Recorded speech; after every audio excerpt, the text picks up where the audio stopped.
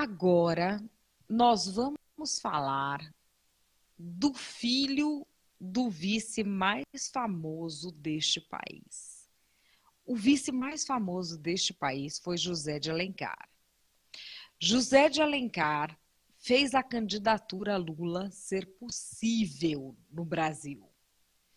Lula tinha uma rejeição enorme, até que o empresário José de Alencar se juntou à candidatura dele e tornou Lula o Lulinha Paz e Amor. Agora, depois que José de Alencar já morreu, surge Josué de Alencar.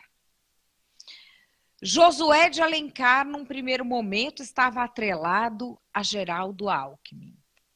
Agora parece que não está tão atrelado assim, mas já é um candidato a vice cobiçadíssimo. E quem tem essa história completa é o Olavo Soares, direto de Brasília. Olavo, boa tarde.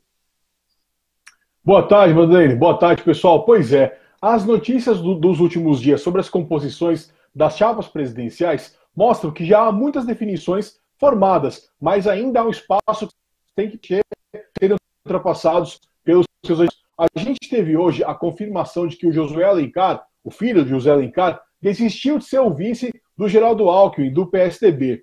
Ele é do PR, o Partido da República, e a indicação dele para a chapa de Geraldo Alckmin apareceu como uma espécie de contrapartida da adesão daquele grupo de 5 partidos, o chamado Centrão, ao projeto do Geraldo Alckmin, ao projeto do PSDB. O Josué decidiu ficar na política do seu estado, Minas Gerais, e ele deve ser candidato ao Senado na chapa do PT, a chapa que o PT vai lançar para a candidatura à reeleição do atual governador do estado, o Fernando Pimentel. O Josué, vale lembrar, ele já disputou uma eleição para o Senado em 2014 pelo mesmo PR, e naquela ocasião ele teve como principal adversário, e foi derrotado, o PSDB, na ocasião representado pelo Anastasia, atual senador que deve também disputar, ele é pré-candidato ao governo do estado pelo PSDB, pelos tucanos.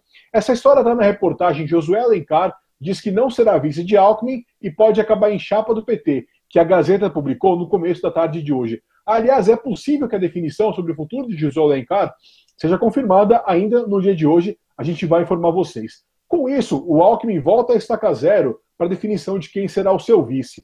Só como um registro histórico, em 2014, o partido do Alckmin, o PSDB, ele surpreendeu ao lançar uma chapa pura para as eleições presidenciais. Naquela ocasião, o cabeça de chapa foi o Aécio Neves e o senador Aloysio Nunes, também tucano, foi o candidato a vice. E quando eu falei que algumas portas já estão se fechando, que os partidos têm que se agilizar para não perder as alianças, eu estava me referindo a uma reportagem que a Kelly Cadanos, nossa colega, publicou.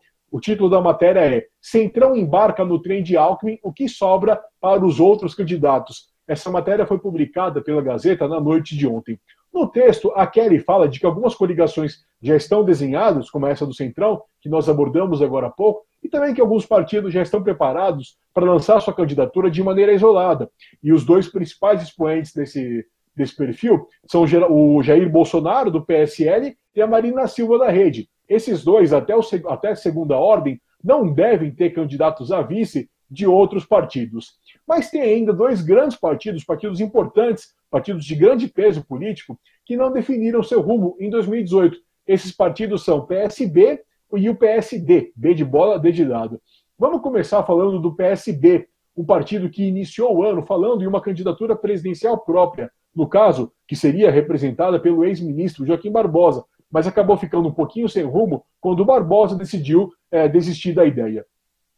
Desde que a candidatura própria ficou praticamente descartada, o PSB acabou ficando na mão dos seus líderes locais, que nem sempre têm interesses que são similares.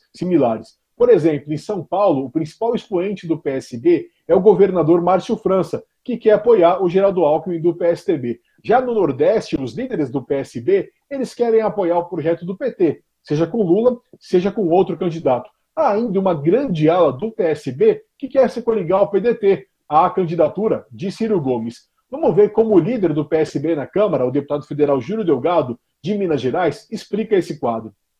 Nós vamos decidir dia 30. O partido tem 3 posições entre o apoio ao Ciro, entre liberar e voltou até a tese da possibilidade de candidatura própria.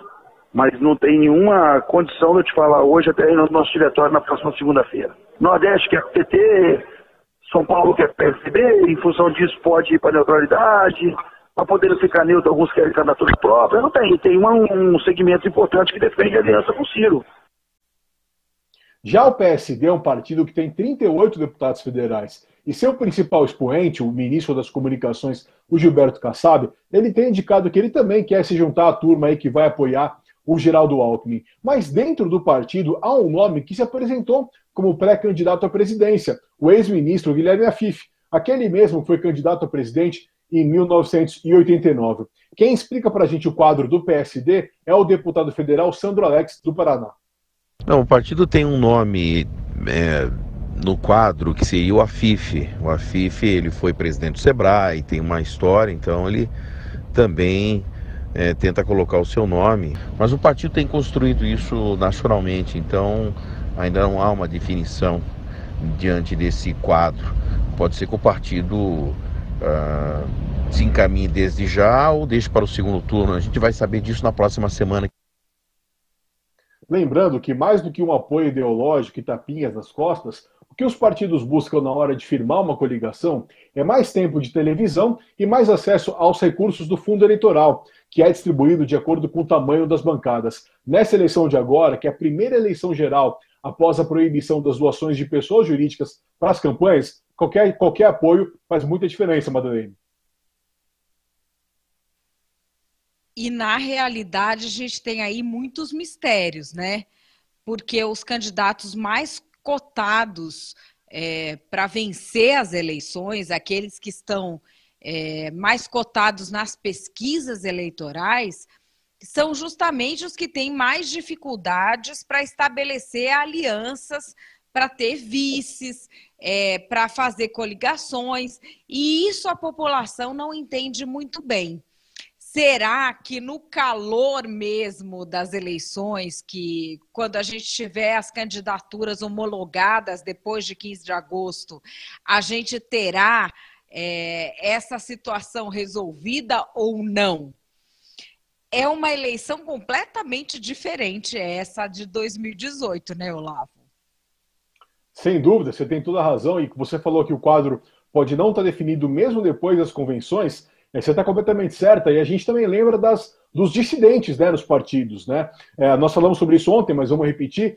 Tem pessoas relevantes nos partidos que já anunciaram publicamente que não vão seguir a direção partidária. No caso, a gente tem visto isso principalmente em relação aos apoiadores de Jair Bolsonaro. A gente pode citar aqui de cabeça, se foram os 3 deputados federais, 2 do Democratas, o Onyx Lorenzoni do Rio Grande do Sul e o Alberto Fraga, daqui do Distrito Federal. E do PSD, o partido que a gente acabou de mencionar, tem o Éder Mauro, do Pará, que também declarou apoio ao Bolsonaro. Então o quadro ainda vai ser definido aos poucos. Né?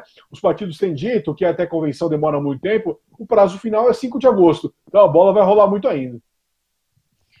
Bom, a gente vai ver o resumo disso tudo daqui a pouco no blog É Protagonista, e a gente volta amanhã aqui na live às 5h30 da tarde. Um beijo, Olavo, até amanhã. Valeu, Madeleine.